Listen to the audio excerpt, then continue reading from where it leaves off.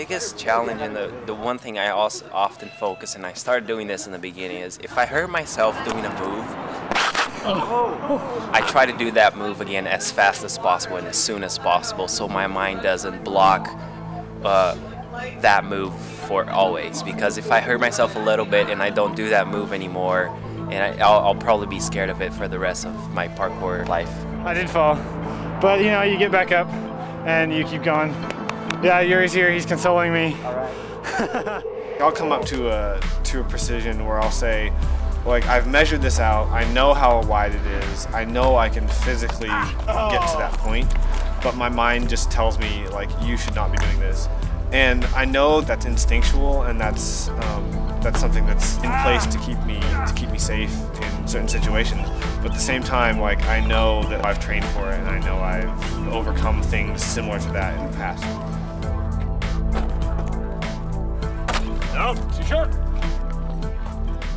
Consciously, I believe that I'm just trying to do that move, just focusing on, okay, I can do it, I know I can do it, my mind is able to do this. But maybe subconsciously there are fears of various levels, including, you know, fears that I've developed in the past, fears that have been passed to me from my ancestors. I don't know. I know that there's the chemistry of the brain also interferes and help. Of course, I can't consciously tap into that, but you know, that fear of, okay, fear helps you sometimes, it's true, but sometimes it also blocks you, and it's part of survival. So overcoming that in an unconscious level, I think, is a really big challenge, and maybe with practice one can observe that in a better way than most people, and put that behind them.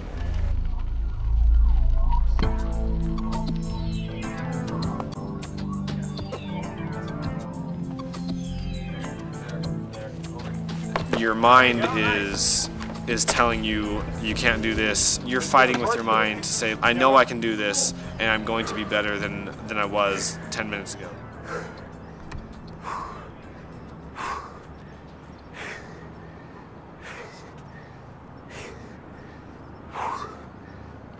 Training in parkour is something where your mind and body are totally connected, and you're unifying them within your training.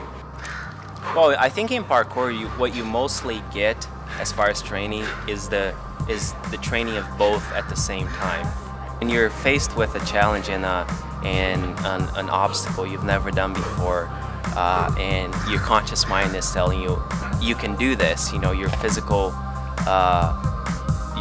body is ready to perform, but your mind is blocking you. So I think doing that over and over is a way to exercise both. So you're exercising your body because you're jumping, you're rolling and so forth, and you're exercising your mind because you're saying, I know I can do this, here it is, over and over again. So you kind of push fear back a little bit and out of the way and out of your life in some sense.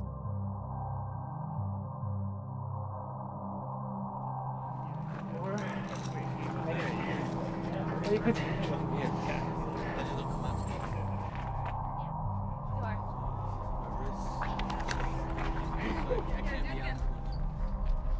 It's a place where you're training and you're practicing and you're like repeating movements, but at the same time it's trying to get your mind to think about them differently every time, so that if like some situation in the future comes up where it's an obstacle like this but it's different, that your mind isn't stumbling over that difference and is just taking it all in stride, and you can still overcome it.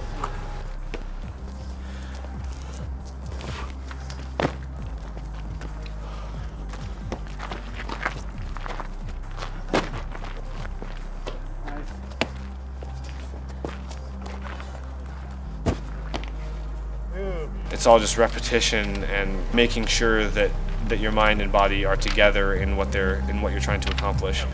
And once that happens, you can move freely. Just think of some things and just do them several times, you know, 10, 100, 20. It always helps. You know, there's this connection between your body and your mind where both really learn with practice, and they learn together, and together they will overcome almost any obstacle.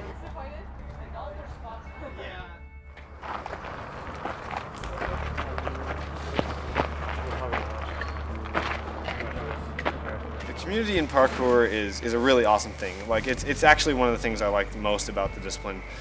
And in our community here, I mean, we've got people that, you know, all different experience levels, but they're still there saying, like, I know I've seen you do something like this before, and they're helping you like through those mental blocks and through those physical blocks where you are not necessarily sure of what your body's capable of, but they've seen you do it and they know you can.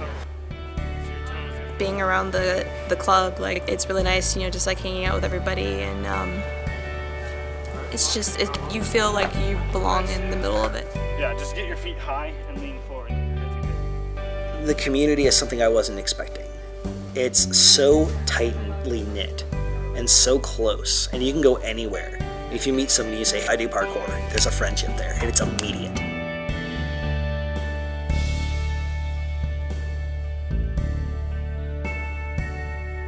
It's not like, you know, a secret club.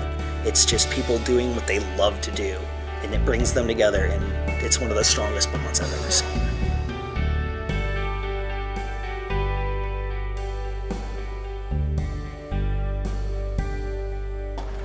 Meeting new traceurs, meeting new practitioners, it really encourages you, and they have a lot of technique, a lot of interesting ways of doing things that is really helpful, and learning with them is really awesome. I haven't met a lot of other traceurs, but the times I have, it has been inspiring.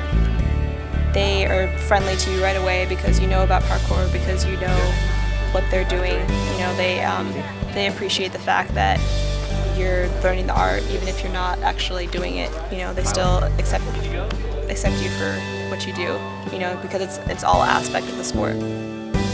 The people in the community are just there to help each other. I know a couple months ago there was a Japanese Traceur named Naoki, and he was doing parkour and he broke his back. And the parkour community heard about this, and they heard that he was in France and he didn't have any money and he needed surgery and all this kind of stuff. And the parkour community really stepped up and they said, look, like, he is one of our own and we want to, you know, support him through this. And so, like, there were people around the world that had never met him at all, and were sending in money for his medical operations, just trying to support him through what he was going through. And it's that community that I really, really love about parkour.